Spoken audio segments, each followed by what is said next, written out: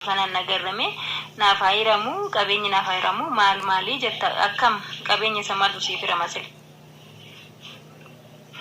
qabeenyi baada faada warra garaagarummaa ija seeratiinis garaagarummaa qabu ati barbaachises immoo mallattoo keenyatti ergaan baqaqseeffannee gaafsanaa so'aa mannee yoo jaatanii hin ta'u jette immoo seera mi'aana jiruuti.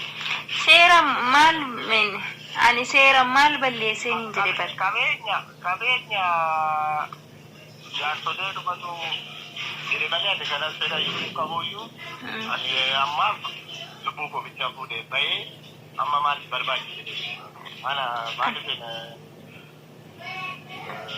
daldaluu barbaachise. Ani maaf si cagacaga ben jiru si kanatti dawwalaatiin hin jiru. Ati maaf dhuftee jaarsummaa irratti hin argamne maaf hidhamiti kanatti wanta ati natti dawwalaa fi jirtuuf guyyaarraa jalqabdee natti dawwalaa fi turte. Guyyaa lamaan sadan tokkotti dawwaluuf jaarsolee bitterbuun jaarsi akkuma seeraan walitti dhufne seeraan gargar baanan malee barbaachisu deemuu dadhabee miti.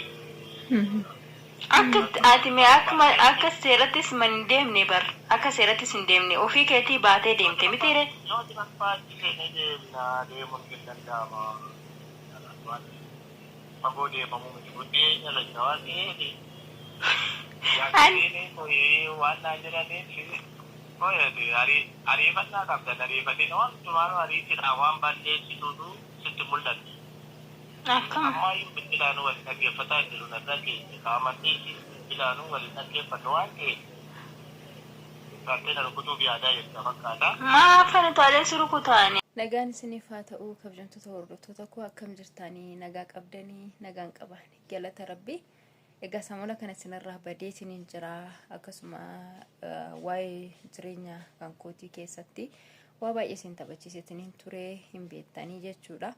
Saawum sanarraan kan kee asiif achi deemutu na balleessee akkuma beekamu xiqqoo samola kana keessi kan kullee fayyaana qabu mataan kullee baay'ee na dhukkubaatiin hin jira samola kana manuma iyyuu gadi baatii illee hin jiru jechuudha. So kanaaf iyyuu waan na bira jiru tokko yookiin immoo wanna jiru silaa sheera isinii godha jedhee kaman dubbataatii ture. Ammas egaa wantoota baay'eetu na bira jira wanti sheera isiniif godhu jechuudha. Haa ta'u malee immoo dubbiin keenya waan dhaabatte miti. Namoonni baay'een keessa yaada babbareedduu naaf kennitaniiti turtanii haa ta'u malee dubbichi akkasii miti dubbichi isaa baay'ee ulfaataadha jechuudha. Jaarsuun nuuf taa'eetii ture ani garuu danda'ee jaarsummaa sanarratti argamuu hin dandeenye mataan koo baay'ee na dhukkubaa jira dhugaa waaqaa ammayyuu jechuudha. Mataan kan koo akka malee na dhukkubaatee jira taa'uyyuu danda'aatiin jiru jechuudha. Garuu waan dirqama natti ta'ee raawwatee sabni kunis dhaga'uutii qaba. Sabni kun waan murteesse natti haa murteessu silan tokkicha gara miidiyaatitti waan kana baase namni waan murteesse natti haa murteessu yoon balleessas qabaadhee balleessi kee kana naa jedhan hiriyoonni kan koos akkasuma immoo akka carraa ta'ee namoota biraallee ga'ee raawwatee namoonni waan kana irraa beeku tokko akkasuma immoo namoonni wanti kun situ balleesse yookiin isatu balleesse yookiin immoo dogoggora kana situ qaba namni naan jedhu tokko illee yoo jiraate akkasuma gorsi keessan kana dura na gorsaatii turtan baay'ee furmaata naaf ta'eetii jira. Haa ta'u malee immoo akkasiin jettanitti osoo hin ta'in egaa jechoonni jedhamaatii jiru waan biraati jechuudha. Kan deemamuu fi qabeenya hirachuudhaaf malee jireenyatti jiraachuudhaaf yookiin immoo isa keessa kiyya jiru kanaaf inni nanitti jiru kun fakkaateetti mul'ataatiin jiru jechuudha. Kaleessa naannoo sa'aatii 2 oliiti jechuudha kan inni nataa sa'aatii ture boodarra waan godhu dhabnaan sagalee irraa waraabatiin ture jechuudha. Mee sagalee kana dhaggeeffadhaatii murtee natti murteessitan walumaan ilaalla jechuudha. Sagalee isinii banaa sagalee kana dhaggeeffadhaa. Isa dhugaa waaqaa dubbachuudhaaf yeroo kana yeroon itti taa'ee viidiyoo jedhu miti namuma faana taa'ee haasa'uudhaaf dhugaa waaqaa nama danda'u miti jechuudha. Mataan kan ku baay'ee tokko na dhukkubaatee jira. Sarabbiin na arguudha baay'ee mataan na dhukkubaatee jira. So garuu sagaleedhuma kana isin biraan gahuun qaba jedhee isinirraas badeetiin hin jira. Dhugumaa isinis namoonni baay'een keessaa warri naaf yaaddanii mucaasuun maalirra geessee maal taate akkamittiin baddee jettanii raawwatanii gaaffii isinitti ta'a. Kanaafiyyuu waan jiru immoo isin biraan ga'a hin dhaggeeffattan jechuudha. Sagaleen baay'een irraa waraabee sa'aatii tokko oliidha kan inni taasise sayyuu jidduutti irraa waraabe jechuudha. Kanaafiyyuu yoo sagalichi dheeraa ta'e illee viidiyoo lammaffaa irratti isiniif hin lakkisa. Sagalee kana hanga dhumaatitti dhaggeeffadhaati. Waan yaada keessan jiru dogoggora kan koos ta'e balleessa soon qabaadhe balleessaan qabu natti murteessa. Dogoggora soon qabaadhe dogoggora iddoo kanatti qabdanaan jiraadha. Kanaafiyyuu sagalee kana isiniif hin banaa sagalicha dhaggeeffadhaa. Sagaleen immoo kan abbaa manaa kootiiti jechuudha. Naa dawwalee zootiriidhaan naa dawwalee jechuudha. Jaarsummaa irratti argame seera na gaafadhu jedheen hin jira. Seerri lubbuu namaa baasii naan jedhu yoo jiraate rakkina qabu garaa seeratiin deemuu hin danda'a. Lubbuun egaa seerri lubbuu namaa baasii jedhu hin jiru. Kanaafiyyuu gar seeratiin kootu jedheen hin ture. Inni hiriyoota isaatii fi jaarsa jedhee raawwate namoota garaagaraa natti ergaa guyyaa qaxaroo qabata iddoo kanaatti kootu naan jira bakka akkasitti koonnaan jira ani immoo bakka sanatti deemuufiidhaaf hin danda'u jechuudha. Isuma dhugaa waaqa dubbachuuf deemuu hin danda'u. Cirraash immoo erga surma dubbiin kun akkasumatti inni tatta'eeti bakka ofuma baachuu hin dandeenye isa dhugaa dubbachuu fi mataan kan koollee of baachuu hin dandeenye bakka maal jedhin isinitti hima. Kanaaf mee sagaleedhuma kana dhaggeeffadhaati. Wajjin ilaalla jechuudha akkamitti akka inni dubbataatii jiru.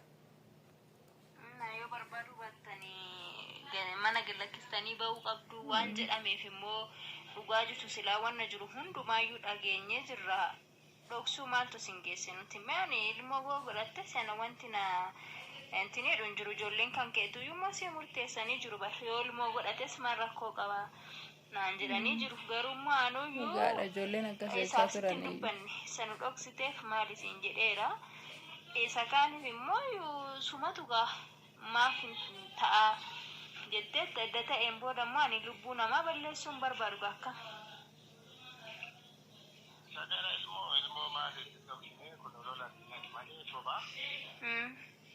Akkasumas maali ragaa qabatamaa iddoo qabaatee nama gaafachuudha malee waan immoo godhamu sagana mariidhaan ta'eeti mari'atameeti malee ofii keessanii fedha keetiniin ta'u waan ta'eef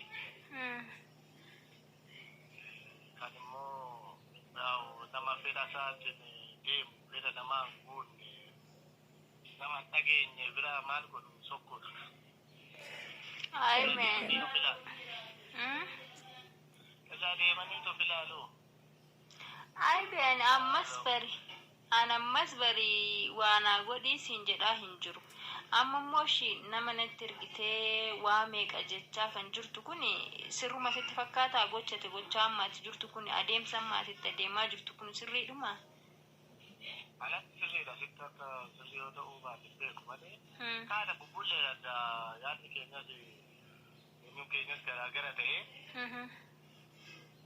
yaadda keetiin deemuu dandeessa. Marii addaa qabda fakkaata waan ta'eef marii boodi qabdu. Faana marii adda sana faana xumuruu hin dandeessu bulettidhoo. Nama faana marii adda tokkollee hin qabu. Namni nani faana deemus tokkollee hin jiru. Galata waaqaa wanti oliin na'uuf hin jiru ilmoo qaba. Ammas yoo ta'e immoo kunoo ilmoo kanas homaa wanti nani godhu tokkollee hin jiru. Yeroo irraan darbeen alatti surmaa namni tokko ilmoon tokko erga immoo uumameen booda homaa wanti godhamu tokko hin jiru. Kana quba qabaachuu qabdaati. Sana duratti waan tokko wal mari'atee namni yookiin sana duratti silaa wannan fayyadama tokko nan fayyadamu qabu hin fayyadamne yeroo sanatti immoo edda ta'een booda immoo shimaal godhaan. Mari'achuu baattee fayyadamtuu baattee waan ta'eef jiru. Amma ofii biyyaa waan barbaadu firii ta'uu barbaadan. Firii ta'uu barbaadan. Barbaadu dhiphachuu hin barbaadu. Nama immoo dhiisuu barbaadu. Leessitee, tolchitee, hirmatee. Wanti rakkatu. Eessa rakkoon qabu galata waaqaa waan rakkadhuuf tokko hin qabu garuu amma adeemsa ammaatitti adeemaa jirtu kanaan nagarrame naaf haa hiramu qabeenyi naaf haa hiramu maalii jetta akkam qabeenya isa maaltu siif hirama sila. Qabeenyi Baada pada warra garaagarummaa ija seeratiinis garaagarummaan qabu. Ati barbaachises immoo mallattoo keenyatti eeggaan baqaqseeffannee gaafa gaafsanaa so'aan mannee yoo jaalatanii hin ta'u jechuun immoo seeraan yaala jiruuti. Seera maal ani seera maal balleessee hin jedhe bar.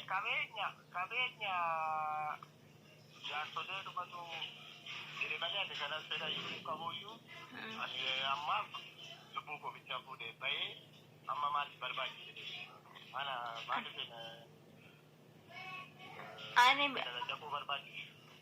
ani maaf si cagacagaa been jiru si kanatti dawwalaatiin hin jiru. Ati maaf dhuftee jaarsummaa irratti hin argamne maafiidha miti kanatti wanta ati natti dawwalaafii jirtuuf guyyaarraa jalqabdee natti dawwalaafii turte. Guyyaa lamaan sadan tokkotti dawwaluuf jaarsolee bitterfuun akkuma seeraan walitti dhufne seeraan gargar baanan malee barbaachisu deemuu dadhabee miti. Akka seerattis man hin deemne bar akka seerattis hin deemne ofii keetii baatee deemte mitiire. Yoo barbaachise ni deemna deemuun hin danda'ama. Fagoo deemamuu miti guddeenya lacha waan ta'eef. Waan naa jedhaniif ariifannaa qabdan ariifatiin wantumaan ariitiin waan balleessituutu sitti mul'atu. Amma iyyuu biqilaanuu waliin dhaggeeffataa jiru narra keessa qaamattii biqilaanuu waliin dhaggeeffatu waan ta'eef kaarteen rukutuuf yaadaa jirta fakkaata. Maafan taalee si rukutaani yeroo nuti mana baatee deemtu sanas wanti nani jecha qaalii tokko jabaa sitti dubbadhe tokko qabu gaafii si gaafadhe wanti ati kana dura daa'ima godhattee jirta kana godhamee turame jedhamee jira jedhee si gaafadhe si gaafannaan jechu kun maaf jedha.